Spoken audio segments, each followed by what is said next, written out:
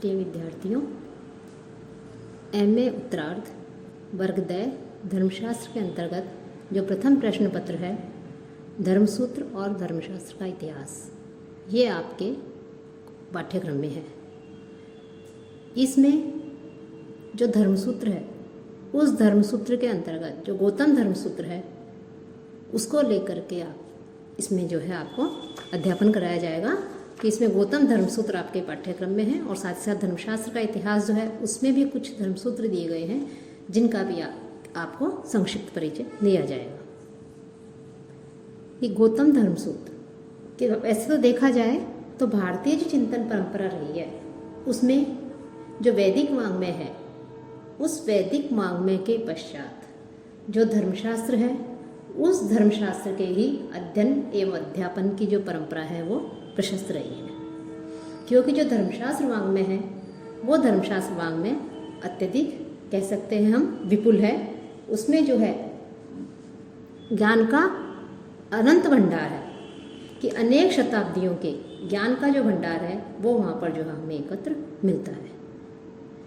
इसी में जो है हमें कह सकते हैं कि जो वैदिक साहित्य है उस वैदिक साहित्य में के जो भाग किए गए हैं, वेदों को समझने के लिए जिस साहित्य का उद्भव हुआ उसे वेदांग कहते हैं, और वैदिक साहित्य के अंतर्गत जो चारों वेद हैं वो भी उसमें आते हैं कि वेद जो है उन वेदों के को सरल ढंग से आसानी से समझने के लिए जिस साहित्य का उद्भव हुआ उसे वेदांग कहा गया।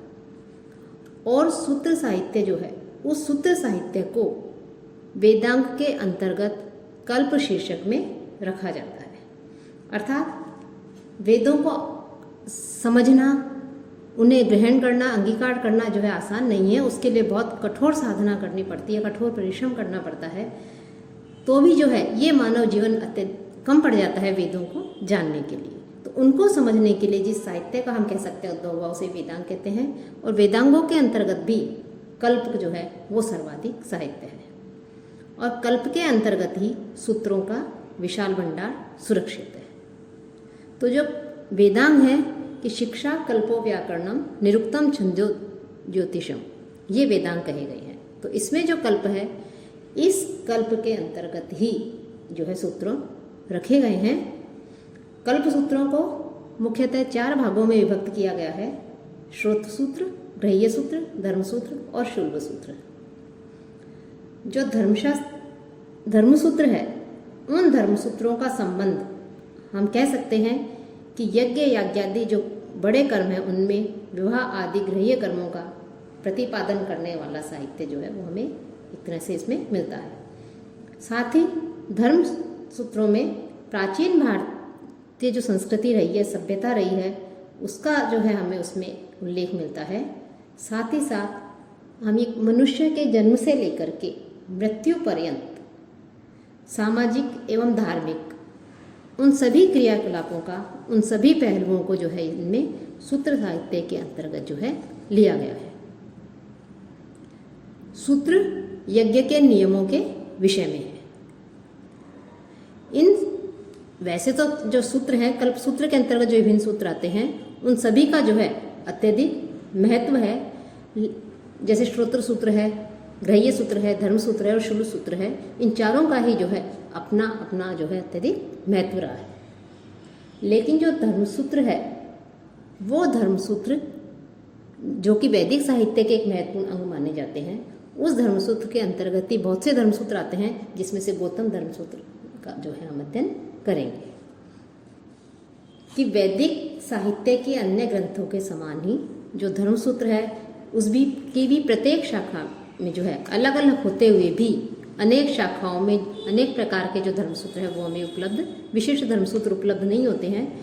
फिर भी जो धर्मसूत्र जो उपलब्ध हैं उनको जो है वेद में विहित कर्मों का क्रम पूर्वक व्यवस्थित कल्पना करने वाला शास्त्र जो कल्प सूत्र है उसमें धर्मसूत्रों का अत्यधिक महत्वपूर्ण स्थान रहा है। धर्मसूत्रों का अटूट संबंध जो है कर्मों का प्रतिपादन करने वाले साहित्य के साथ है, और इस धर्मसूत्रों का अत्यधिक महत्व इसलिए भी कह सकते हैं हम कि ये सामाजिक जो जीवन है उस जीवन की जो रोचक झांकी है, उस रोचक झांकी को जो है ये धर्मसूत्र जो है, ये धर्मसूत्र इसमें प्रस्तुत करते हैं, उसे बताते हैं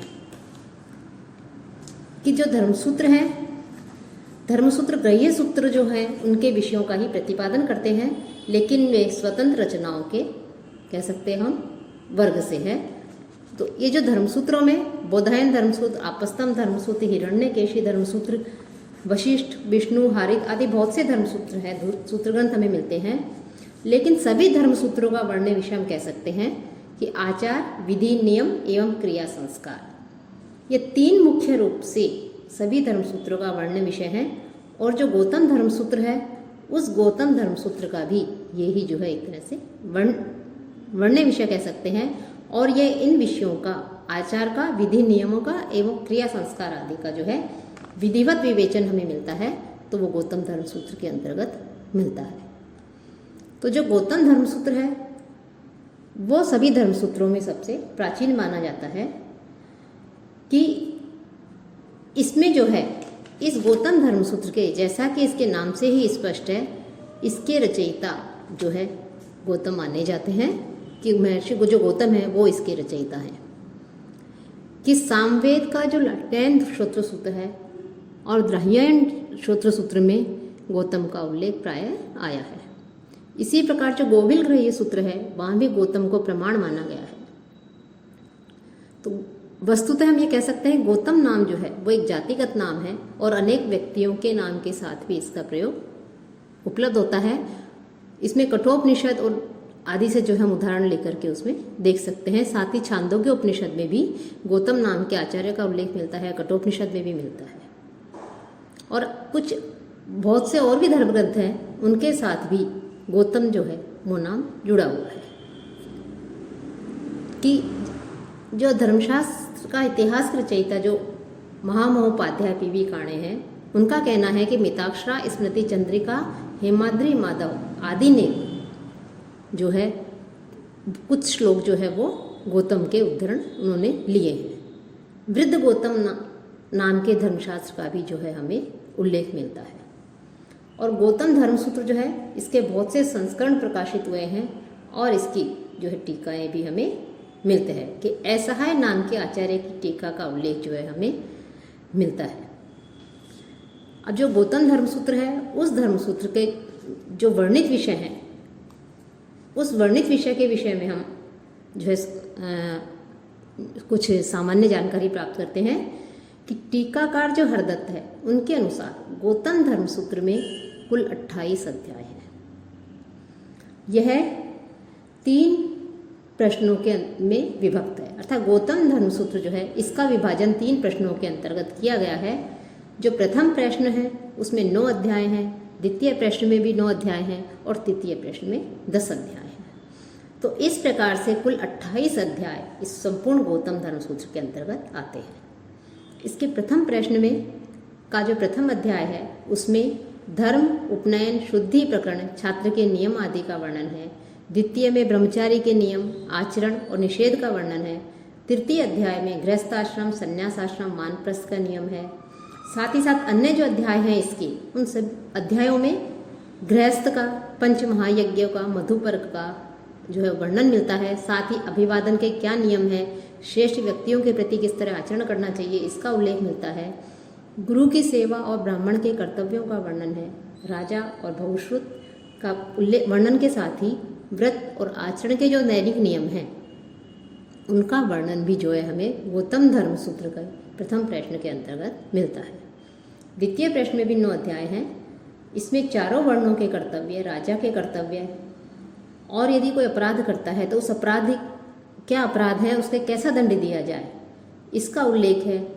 ऋण का उल्लेख है, ब्याज का उल्लेख है, और कोई विवाद होने पर किस प्रकार से उसका निर्णय किया जाए। सत्य भाषण, व्यवहार, साक्षी का भी इसमें उल्लेख मिलता है। साथ ही जो आशोच और श्राद्ध जो व्यवस्था है, श्राद्ध कर्म और आशोच व्यवस्था, इसका भी उसमें उल्लेख मिलता है।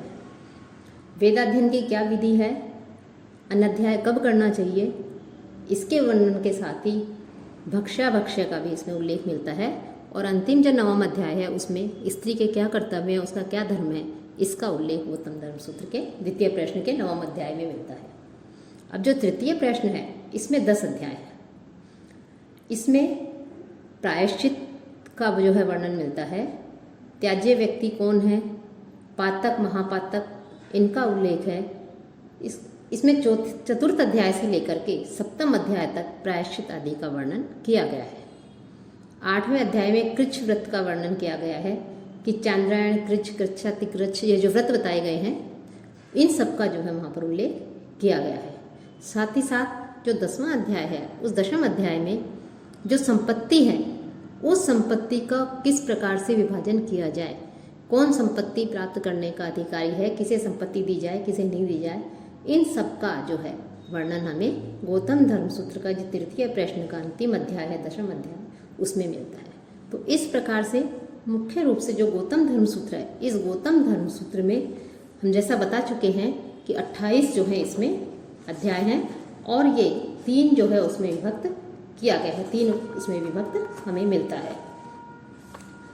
और हम ये कह सकते हैं कि जो धर्मसूत्र है उन धर्मसूत्रों में सामाजिक, राजनैतिक, धार्मिक और दार्शनिक ये सारे विचार हमें न केवल गौतम धर्मसूत्र में अपितु सभी धर्मसूत्रों में जो हम अध्ययन करें तो उसमें जो है हमें देखने को मिलते हैं।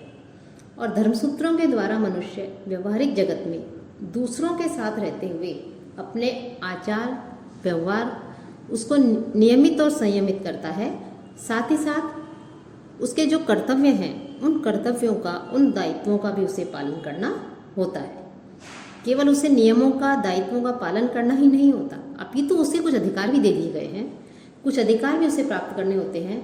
और यदि कोई अपराध करता है तो उसके दंड की भी व्यवस्था धर्मसूत्रों में मिलती है।